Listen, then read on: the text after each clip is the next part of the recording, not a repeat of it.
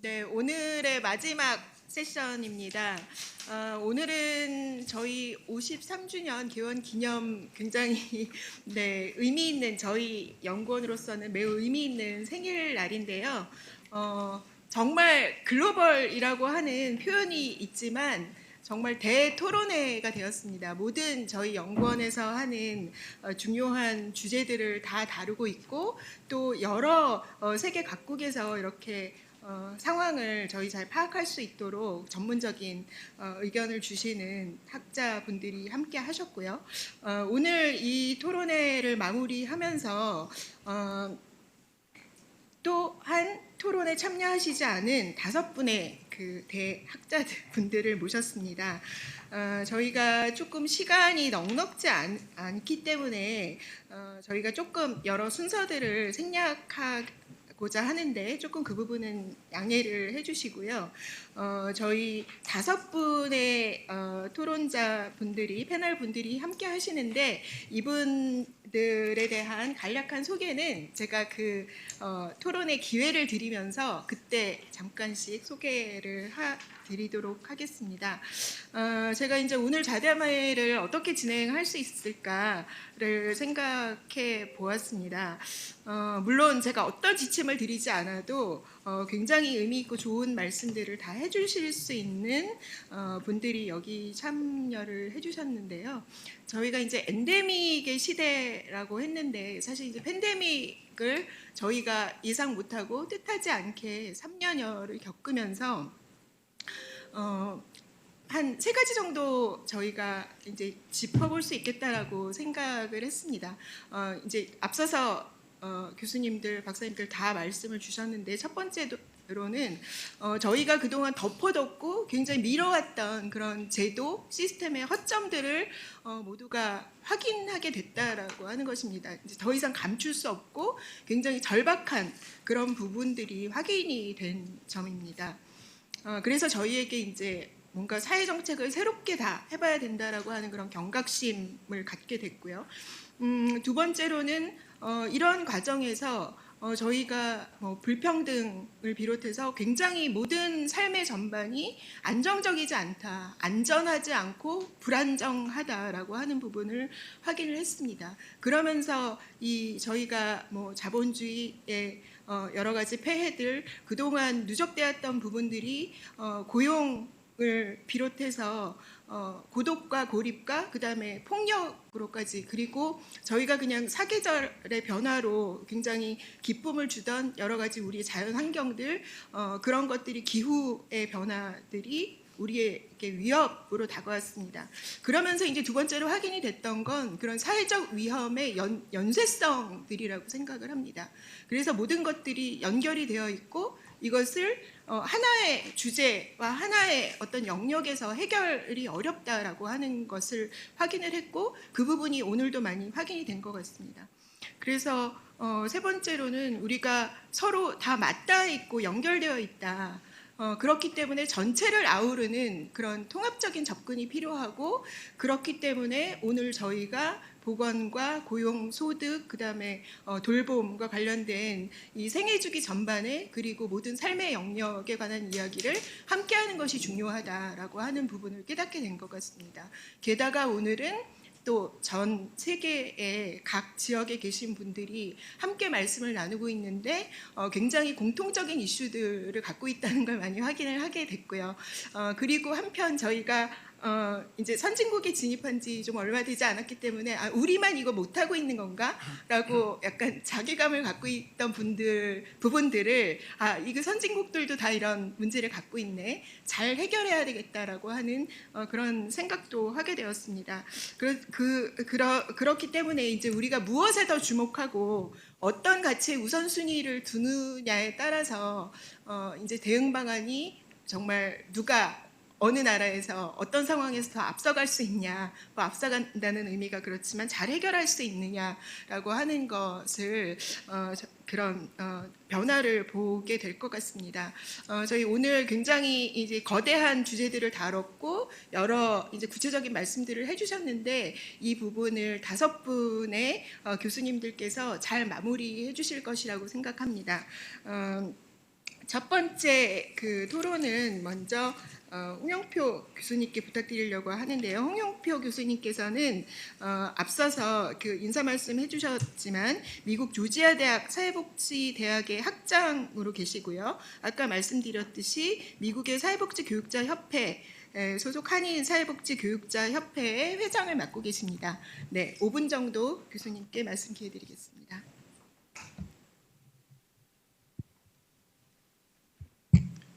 네, 감사합니다. 오늘 발표해 주신 중요한 보건, 노동시장 및 소득정책 그리고 돌봄의 내용과 제안에 대해 잘 들었습니다. 국내외 학자분들의 보건복지에 대한 지혜와 열정을 확인하고 여러 국가와 문화의 시각과 현실에 부합한 제안을 통해 보건복지 정책들을 다시 돌아본 귀중한 배움의 시간이었습니다. 다시 한번 진심으로 감사드립니다. 한국 사회는 지난 20년 동안 보건복지에 대한 고민과 그에 대한 해결책을 모색하는 모든 활동이 국민과 함께 고민되고 삶 속 깊은 곳에서 공감대가 형성되는 세계가 주목하는 복지사회 구현을 위한 앞장선 모습을 보였습니다. 복지라는 단어를 자본주의 사회의 병폐를 다루고 잔여적으로 접근하는 모델보다는 보편적으로 지방자치단체와 중앙정부가 협력해서 국민의 의식 향상과 함께 우리 사회가 꿈꾸는 기초생활, 보건, 정신건강 등의 삶의 질은 물론 사회, 경제, 정치적 인프라 발전을 참여적으로 이끌어왔습니다. 오늘 발표를 통해 다시금 보게 된 여러 나라의 사례들을 봤을 때 보건복지 정책의 동향은 대체로 인간의 존엄성을 바탕으로 한 인간 중심의 탈수단화, 탈도구화 추구에 대한 노력이 있으면서 행정적인 접근으로 서비스 체계를 향상하고 접근성, 효율성, 효과성, 지속 가능성에 대한 고민을 경제적인 시각 또는 예산의 필요성의 시각으로 운영되어 오고 있습니다. 시작은 범국가적 과제로 보건복지가 중요한 위치를 차지하였으나 보건복지의 주제는 정치 보수화의 바람과 함께 여러 위기와 사회적 리스크 앞에서 경제 발전을 위한 정책의 모습과 사회 개발의 핵심 밖에서 주변적인 위치를 면치 못하게 되었습니다. 코로나19로 인해 이러한 현상들은 인구 이동과 변화로 인한 복지국가의 기초가 되는 사회적 공동체 또는 우리라는 개념을 상실해가며 위기를 맞고 있습니다. 엔데믹 시대에 이런 사례들이 우리 사회에 시사하는 점이 많습니다. 보건복지 선진국으로 가는 과정에서 세분화되고 전문화되는 여러 보건복지 분야가 각각 따로 깊어지는 것보다 한 뿌리에서 사회 전체를 섬기기 위해 굵은 줄기로 뻗어가며 잔줄기들을 만들어 나가는 모델을 생각해 보면 어떨까 싶습니다.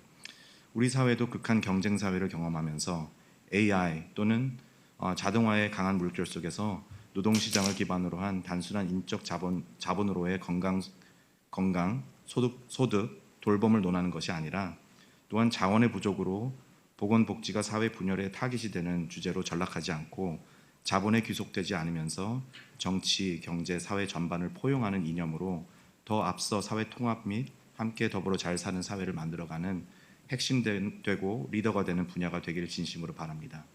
선별적 복지를 기초로 한 아래로부터의 인간 중심의 포괄적 복지가 사회 발전의 뿌리가 되고 기존 모델을 기반으로 한 정책도 함께 개선하면서 새로운 사회적 이슈들을 앞서 헤쳐나가는 시장과 괴리되지 않고 시장의 필수 조건으로 반응을 요구하는 이노베이션을 통한 마켓 액티비즘도 함께 생각해 보면 좋을 것 같습니다. 그러기 위해 시민과 함께하는 보건복지 정책, 시민을 위한 보건복지 정책으로 글로벌 시대의 세계 모범이 되는 한국 보건복지로 꾸준히 발전하기를 진심으로 바랍니다. 오늘 이 자리가 글로벌 보건복지 연구 네트워크 발전의 시작이라고 생각합니다. 뿌리 깊은 철학과 인간 중심의 그리고 인간을 위한 정책을 위해 앞서 말씀하신 사회 심리 그리고 경제적 변수와 함께 그동안 측정되거나 눈에 쉽게 보이지 않았던 경로들을 찾아내고 공통된 데이터 구축 및 특수성을 고려한 적용 연구를 통해 정책 대책을 논의할 수 있도록 앞으로 더더욱 시민의 시선에서 바라보고 목소리에 더 귀 기울이는 연구 네트워크를 만들고 연구 결과를 넓게 공유하고 자주 소통하는 길이 진정한 임팩트 있고 의미 있는 길이 아닐까 생각합니다. 다시 한번 오늘 참석해 주신 모든 분들 그리고 발표하시고 토론해 주신 모든 분들께 감사드립니다.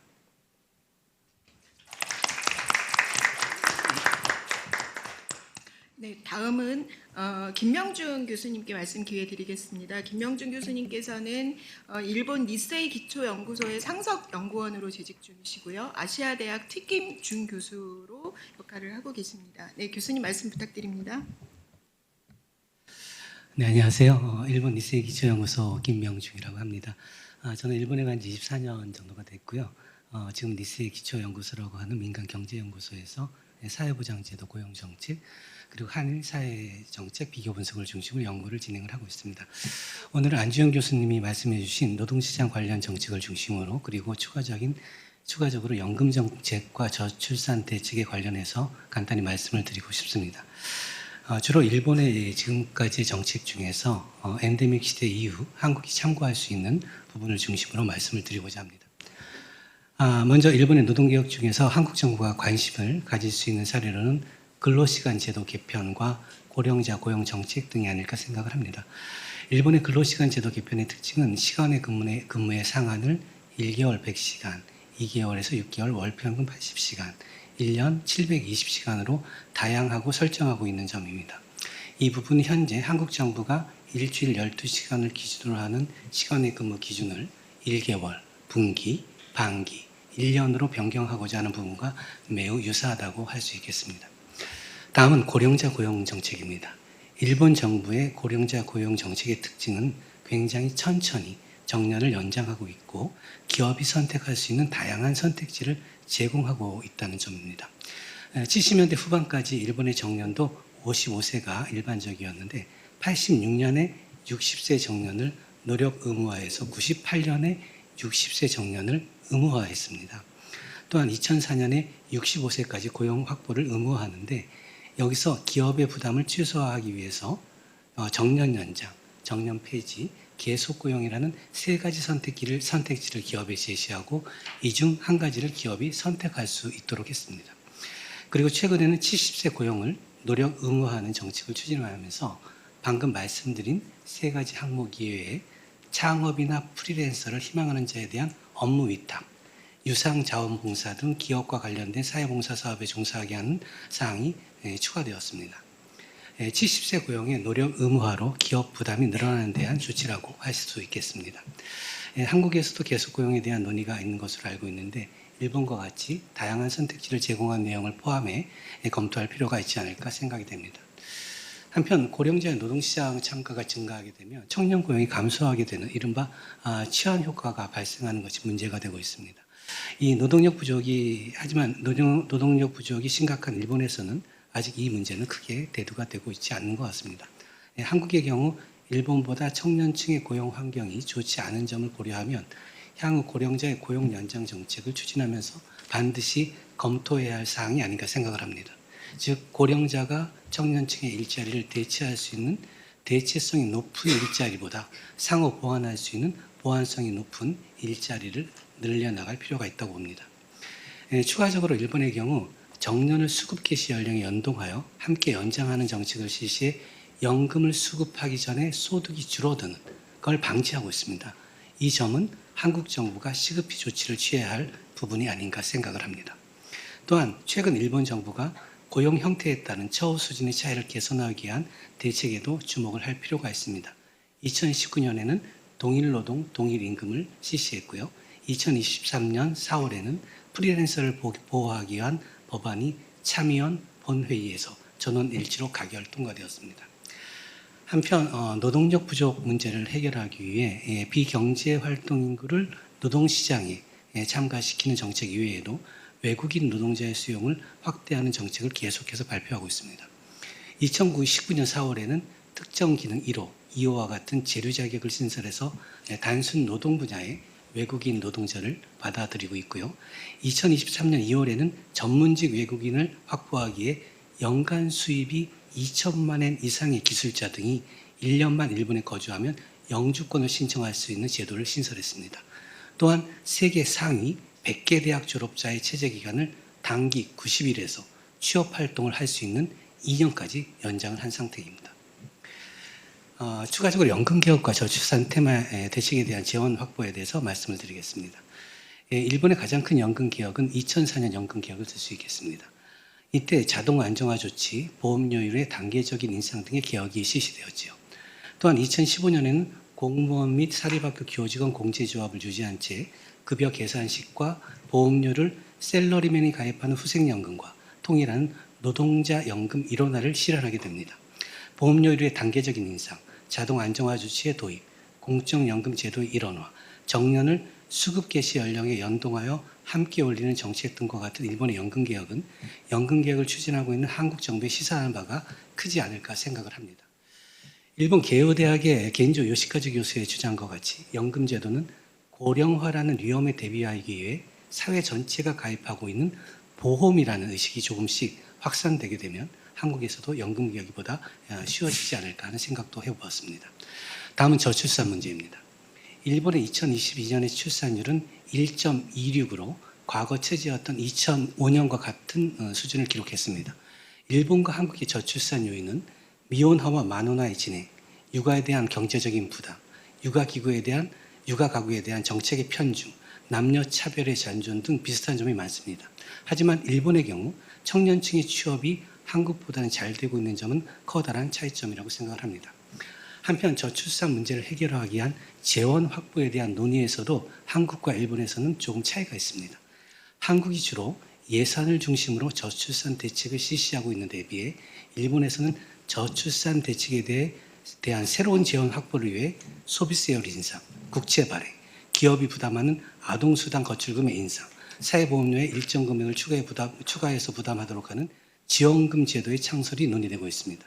이 중에서 사회보험료의 일정 금액을 추가해 부담하는 지원금 제도의 신설이 가장 유력하지 않을까 생각이 됩니다. 단 일본 경제신문이 5월 달에 실시한 여론조사에서는 국민의 69%가 이 지원금 제도에 반대하는 것으로 조사되어서 실행이 그리 쉽지만은 않을 것으로 보입니다. 하지만 일본 정부는 7월에 지원금 제도를 논의하기 위한 준비실을 설치하는 등 지원금 제도를 실시하는 데 적극적인 입장을 보이고 있는 상황입니다. 마지막으로 일본의 노동정책 그리고 사회보장 제도의 특징이 한국과 조금 다른 점에 대해 정리를 해보았습니다. 어디까지나 개인적인 의견입니다. 일본의 제도는 제도를 굉장히 오랜 시간을 걸쳐 완성을 하고 있다는 점, 국민이나 기업들의 부담과 반발을 고려해서 보험료율이나 보험료를 국민이나 기업이 부담을 느끼지 않게 소폭으로 단계적으로 끌어올리고 있다는 점, 연금제도의 수급 개시 연령의 연장과 고령자의 고용 연장을 같이 실시하는 등 사회보장 제도와 고용 정책을 연계해서 추진하고 있는 부분이 많은 점, 정권 교체가 빈번히 이루어지지 않은 영향 등으로 제도의 지속 가능성이 높은 점, 정부 산하위원회의 대부분의 회의록과 자료가 인터넷 홈페이지에 공개되어 국민 누구나가 현재 논의되고 있는 사항을 바로 확인할 수 있는 점, 재원 확보에 대한 논의가 계속적으로 진행되고 있고 실제로 소비세율 인상, 보험료율 인상 등을 통해 새로운 재원을 확보하고 있는 점, 건강 경영의 추진, 패스트트랙 등의 도입과 같이 정부가 재정 지출뿐만 아니라 기업과 개인의 의식 개혁과 관련된 정책도 장려하고 있다는 점 등이 아닐까 생각을 합니다. 이상에서 말씀드린 일본의 이전 그리고 최근 개혁이 엔데믹 시대의 한국 정부가 논의할 중요한 내용의 일부가 아닐까 생각이 됩니다. 일본 및 다른 선진국의 다양한 제도를 참고로 한국 실정에 맞는 제도가 한국에서 도입되기를 간절히 바라는 바입니다. 감사합니다. 네, 교수님 감사드립니다. 네, 다음은 영국 켄트 대학교의 사회정책학 정교수로 재직하고 계신 정희정 교수님께 말씀 부탁드리겠습니다. 네, 감사합니다. 저는 그냥 이것저것 들으면서 어떻게 보면은 앞으로 이제 우리나라 복지국가뿐만 아니라 세계적인 복지국가가 이제 팬데믹 이후로 어떻게 발달해야 되는가에 대한 생각을 하면서 어떻게 보면 좀 엉뚱하다고 생각하실 수도 있지만은 모든 분야에서 다 그런 문제 제시를 했을 때 어떤 해결책이 있을까, 어떻게 광범위한 보다도 거시적인 해결책이 있을까랑 관련돼 가지고 좀 얘기를 드리고 싶은데요. 이제 저녁 7시고 다들 피곤하시니까 그냥 핵심을 우선 결론을 먼저 말씀드릴게요. 우선 제가 말씀드리고 싶은 거는 우리나라, 일본, 미국에서 이제 포함돼가지고 제일 큰 문제가 뭐냐? 장시간 근로 문화제. 근데 장시간 근로뿐만 아니라 가장 모범적인 근로자가 누구인가? 이제 그러니까 미국에서 얘기하면 아이디어 워커, 제일 잘하는, 열심히 하는 사람이 누구인가라는 이미지가 어떻게 보면은 보건, 복지, 그리고 노동시장 모든 문제에 아주 근원적인 문제가 아닌가라는 것을 한번 얘기하고 싶습니다. 이제 우선 처음 이제 보건 그 장시간 근로 이제 그 모범 그 아이디어 워커가 뭐가 나쁜가? 이제 물론 이제 보건 이제 그 의료 내지는 이제 웰빙 쪽으로 봤을 때 장시간 근로가 문제가 된다는 건 다들 알고 계시는 건데 영국 같은 경우는 88%의 노동자들이 번아웃의 증세를 느꼈다고 해요. 그 지난해. 그게 이제 경제적 차원으로 보면은 얼마냐 하면은 제가 계산을 했는데 46조 원입니다. 연간 소요되는 게. 그 미국은 더 심하고요. 일본도 아마 비슷한 내용으로 나올 거고요.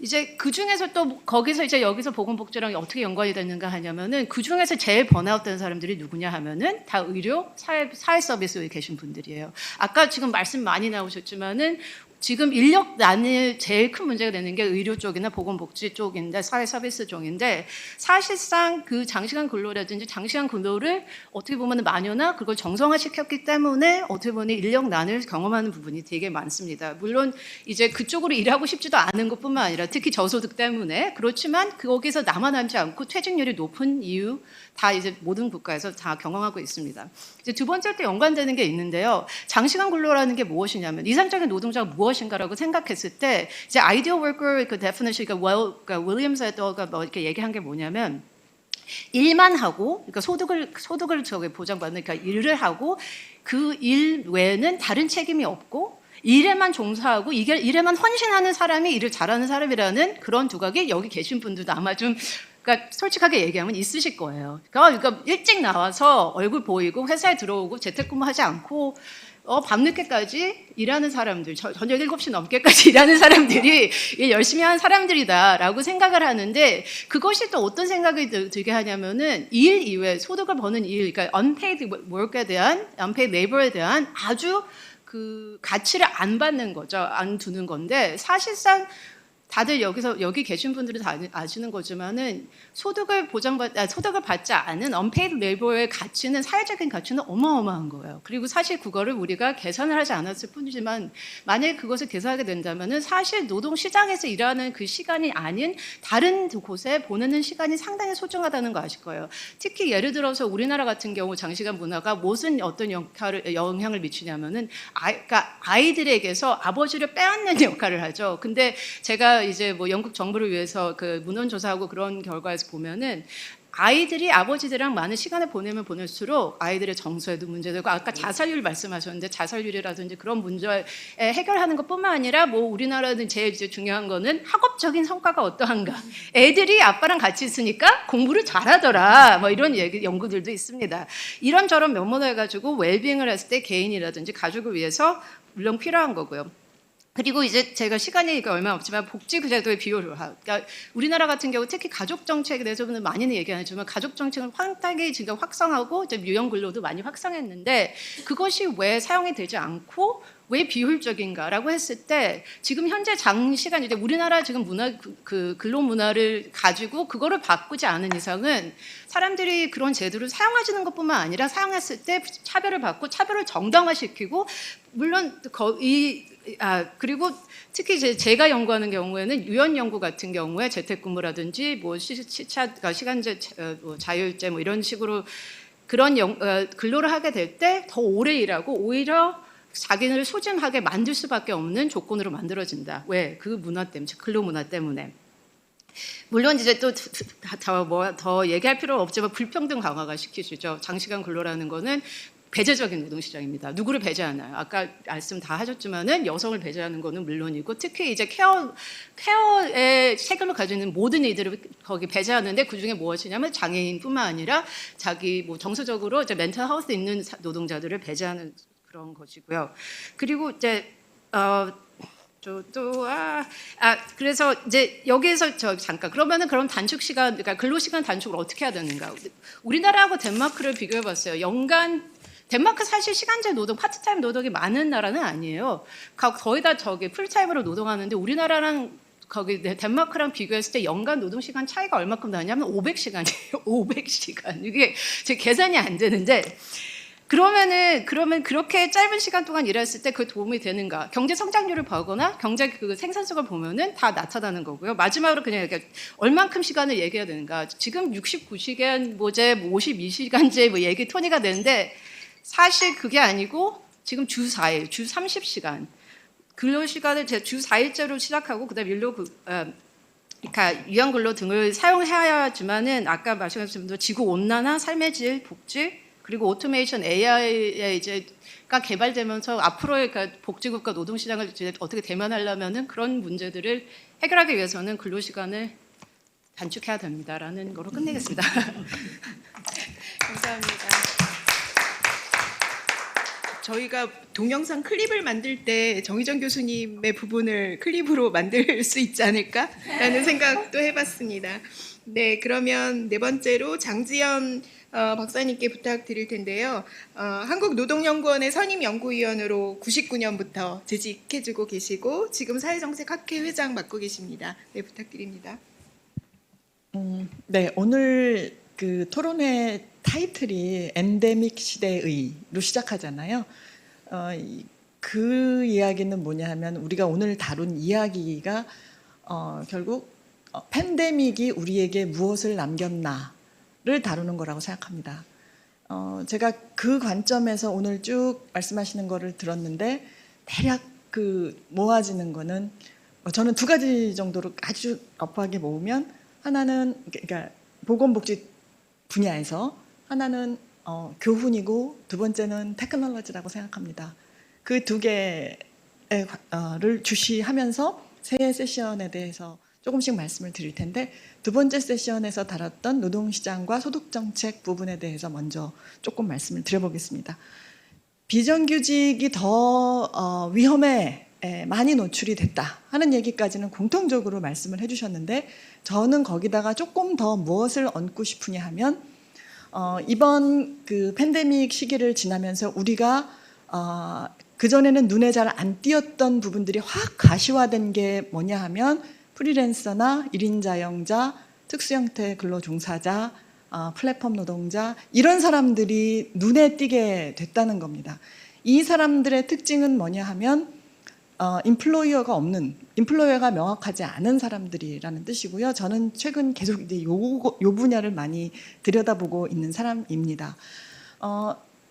이 사람들의 소득이 일시적으로 끊겼을 때 한국에서 이제 이분들에 대해서도 우리가 고용보험이 커버하지 못하고 있으니까 지원금을 주려고 해봤더니 무슨 기준으로 어떻게 줘야 될지를 모르겠는 거예요. 그래서 우왕좌왕하면서 뭐 통장을 갖고 와 봐라, 그 사이에 돈이 벌었다는 증거를 대봐라, 막 이러면서 급하게 정말 공무원들이 많이 애를 써가지고 지급을 했어요. 그러면서 우리가 교훈을 얻으면서 제도에 그 전까지만 해도 조금씩 이야기 나왔던 것이 확 사람들한테 다가오게 된 게 전국민 고용보험이라는 타이틀로 자영자까지 궁극적으로 보호하는 그런 실업보험을 만들어야 되겠다 하는 것까지 사회적인 동의를 얻는데 크게 한 발 나간 계기가 되었지 않나 이렇게 생각을 합니다. 그리고 이때 기술이 기여한 게 뭐가 있냐 하면 우리가 국세청을 굉장히 무시했거든요. 이 사람들이 아마도 사소한 소득을 포착하지 못할 것이다 라고 얘기를 했는데 지금 수준에서 살펴보면 포착하지 못한 게 아니라 포착하지 않았던 거였나? 이제 이렇게 생각이 됩니다. 이제 열심히 그쪽을 파봐야 세수가 많이 거쳐지지 않는 부분에 대해서는 상대적으로 비용 효율, 아까 효율 생각하면 열심히 거기다가 집중할 필요가 없었던 것이고 이 사람들이 권리의식을 가지고 소득에 기반한 사회보험을 하자라고 했을 때 돈을 받아가겠다고 하면 이 사람들이 얼마나 그동안 벌었는지를 국가 입장에서는 알아야 될 필요가 있는 거였고 국세청이 그럴 능력이 있다는 것을 우리 지금 준비 상황을 보면 보여주고 있습니다. 거기에 이제 테크놀로지가 많이 기여를 한 것이고요. 특히 이제 비대면이나 디지털 테크놀로지 말씀드리는 겁니다. 네, 그런 의미에서 우리가 교훈을 통해서 뭔가 제도의 변화를 끌어낸 사례 이런 거로 좀 볼 수 있을 것 같다 이런 생각이 들고요. 그 다음에 이제 보건의료나 돌봄 관련해 가지고는 좀 묶어서 제가 말씀을 드리고 싶은데, 아까 강희정 박사님께서 디지털 기술을 보건의료에 접목하되 공공성을 유지해야 되는 과제가 있다는, 저는 그거 받아 적었습니다. 열심히 받아 적었어요. 너무나 간단 명료하게 우리가 가야 할 지향점을 보여주시는 거라고 생각이 돼서 열심히 받아 적었고요. 그걸 이제 그 돌봄 영역에도 저는 똑같이 적용되는 원칙이라고 저는 생각이 됩니다. 돌봄은 우리가 지금 노인 인구 비중이 급격히 증가할 것을 목전에 두고 있기 때문에 함부로 돈을 쓰고 배정하는, 뒤돌아갈 수 없는 제도를 만드는데 상당히 부담이 있는 게 또 사실입니다. 그러다 보니까 자꾸만 효율성 생각하고 가성비를 생각해요. 근데 지금 현재 대한민국에서 오피니언 리더들이 가장 집중적으로 포진해 있는 5, 60대 사람들은 자기는 싸구려 서비스를 받고 싶지 않아요. 시설에 수용되고 싶지 않고, 그래서 이제 그것이 가치로는 명확하게 방향성을 제시를 하고, 집에서 존엄한 노년을 보내고 싶다라고 이야기를 하고 있는데, 그러면 그 돈은 어디서 나오냐 하는 질문을 던지지 않을 수가 없다는 겁니다. 요컨대 대한민국이 지금 오늘 이야기 들어보니까 이 노인 돌봄에 있어서 그 재정의 사회화를 비교적 다른 나라보다 잘 해놓은, 제도화를 잘 해놓은 상황이에요. 그런데 이제 그 재원이 앞으로는 어디서 나올 거냐. 지금 노인이 많지 않을 때는 그럭저럭 어떻게 꾸려갈 수 있다고 치더라도, 그리고 그 서비스를 고급화하겠다라는 목표를 제시할 수 있다고 하더라도 향후는 어떻게 될 거냐 하는 건데, 저는 지금 앞으로 그 서비스의 수혜자가 될 연령 집단이 대한민국에서 자산을 가장 많이 가지고 있는 사람입니다. 그 자산을 많이 가지고 있는 집단에 대해서 그냥 그것은 잘 갖고 있다가 아들 며느리 물려주세요 라고 해놓고 그 비용을 사회화할 수 있느냐 하는 그런 생각을 저는 자주 합니다. 그래서 제가 고용보험에 있어서는 소득 기반 고용보험이라고 맨날 떠들고 다니지만, 저는 건강보험이나 장기요양보험의 재원에 대해서는 저는 그 방향으로 가는 것이 과연 맞나 하는 의심을 늘 가지고 있습니다. 자산에 부과하지 않고, 세금을 부과하지 않고, 혹은 거기서 나오는 거를 이쪽에 투입하지 않으면서 이 사람들에 대한 노후의 서비스를 제공할 수 있다는 거는 저는 매우 불합리하다고 생각합니다. 네, 이상입니다. 네, 감사합니다. 네, 다음은 패널 분들 중에 이제 마지막으로 말씀 기회 드리겠습니다. 최영준 교수님이신데요. 연세대학교 행정학과 교수로 재직 중이시고, 복지국가연구센터의 소장을 맡고 계십니다. 그리고 동아시아 사회정책 리서치 네트워크의 회장을 단연간 이끌어오고 계신 분이십니다. 네, 오늘 저희 글로벌 세미나의 마지막 말씀을 부탁드립니다. 예, 그 네 가지 드릴 포인트를 적었는데 한 가지만 말씀드리고 마치도록 하겠습니다. 저는 그 좋은 복지국가가 되기 위해서는 국가와 시장만으로는 안 된다고 생각합니다. 행정학과에 있으면서 좋은 국가를 만들면 좋은 복지국가가 될 줄 알았는데, 국가도 그 자체로 완벽해질 수 없다라는 것들을 알았고, 시장은 여러 가지로 잘 하고 있는 부분도 있지만 21세기에 더 쉽지 않은 부분들이 많이 있는 것 같습니다. 요즘에 이제 네로 코리도 좁은 회랑, 데런 에스모글루라든지 여러 저작에서 이야기하듯이 국가 엘리트를 제어할, 시장을 제어할 제3의 시민사회나 공동체의 힘이 없으면 이 지금 여러 선생님들이 말씀하신 이 좋은 아젠다들이 저는 실현될 수 없을 거라고 생각이 됩니다. 더더군다나 양극화된 사회를 우리가 목도하고 있고, 민주주의의 위기라든지 이런 것들을 목도하고 있는 상황에서 사실 지금 말씀드렸던 이 좋은 아젠다들을 저는 전적으로 다 동의를 하고, 이런 것들이 가능하게 한 어떤 시민사회적 공동체 토대, 이런 것들을 어떻게 만들 것인지에 대해서 우리가 더 깊게 생각하지 않으면, 저는 적극적 시민성이라는 연구도 하고 있었는데, 어떻게 보면 이런 것들이 없다면 좀 굉장히 어렵게 될 것이다. 그리고 계속 저도 사실 코로나 기간 동안 정부에서 참 많은 회의를 했었는데 한 번도 코로나의 피해를 입은 사람이 앉아있는 회의를 가본 적이 없습니다. 저처럼 정규직이고 그리고 매우 안정적이고 한 번도 코로나의 피해를 경험해보지 않은 사람들끼리 모여서 그 회의를 이야기하다 보니 사실 손가락 사이로 빠져나가는 것들이 너무 많았고 당사자주의는 사실 찾아보기가 어려운 그런 정책 결정 과정이 있었고 한국의 시민사회는 사실 지난 20년 동안 굉장히 힘이 약해진 상황이었기 때문에 그런 거에 대해서 사실 많은 발언의 기회를 가지고 있지 않았던 것으로 저는 생각이 됩니다. 이제 그런 차원에서 어떻게 우리가 한편으로는 정책과 제도를 공부하지만 다른 한편으로는 어떻게 개인에게 안정을 제공하고 자율성을 제공하고 그리고 영향력을 제공하는 그런 제도를 만들 수 있을 것인가에 대해서 단순하게 경제적 효율성만 따질 게 아니라 그런 부분에 대해서 우리가 훨씬 더 많이 논의를 좀 해야 될 필요가 있다고 생각을 하고요.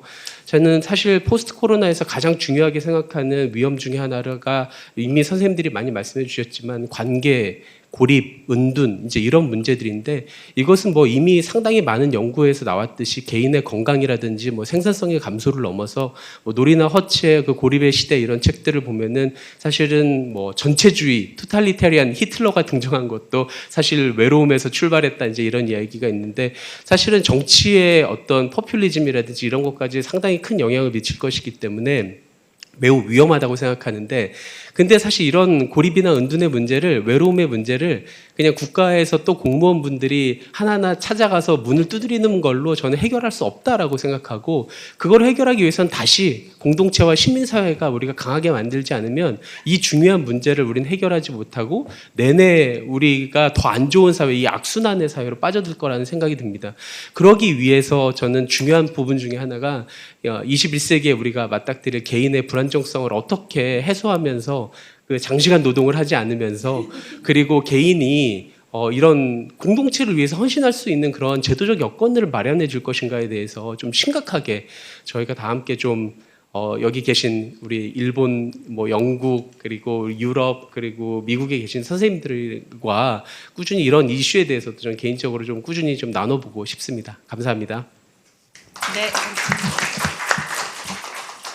네, 오늘의 이 거대한 토론회는 이렇게 마무리를 하게 될 것 같습니다. 사실 매우 포괄적으로 또 그런 범위로 그리고 매우 촘촘하게 어떤 제도의 문제, 현재의 문제 그리고 미래의 과제를 다 아울러 주셨습니다.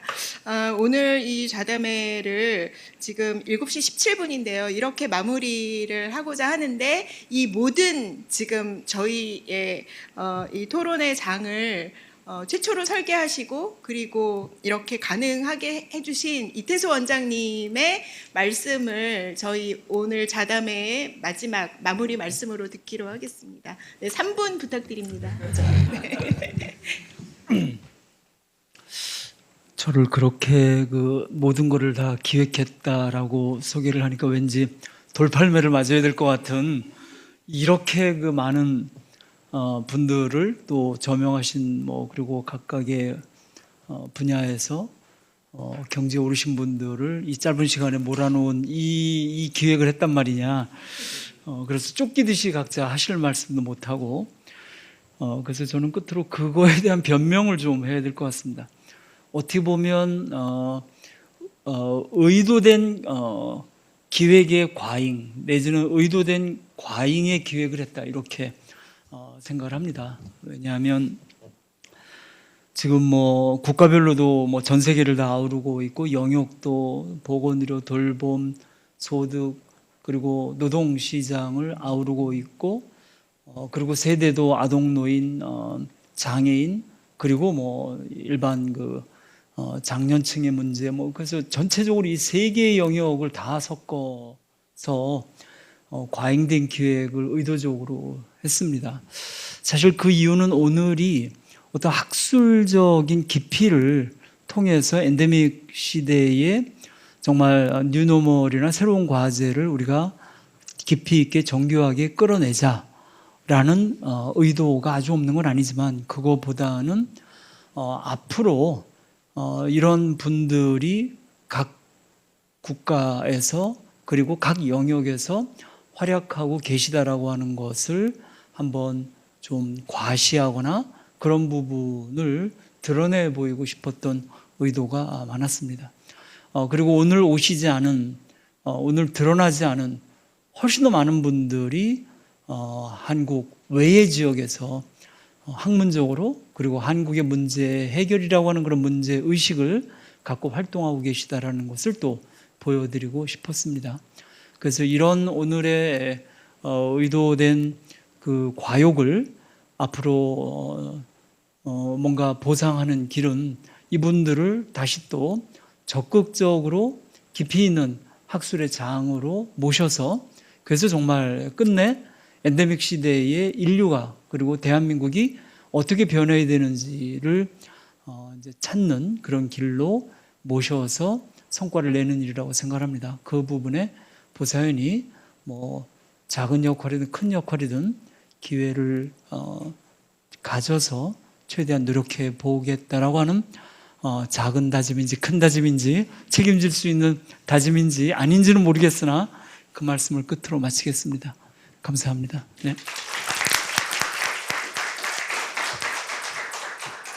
그럼 이상으로 한국보건사회연구원 개원 53주년 기념 재외 한인학자 초청 세미나 엔데믹 시대의 글로벌 보건복지 동향과 전망 마치도록 하겠습니다. 정말 고생 많으셨습니다. 감사합니다. 네, 온라인으로 참여해 주신 교수님들, 박사님들 감사합니다. 네, 다음에는 직접 뵙기를 희망하겠습니다.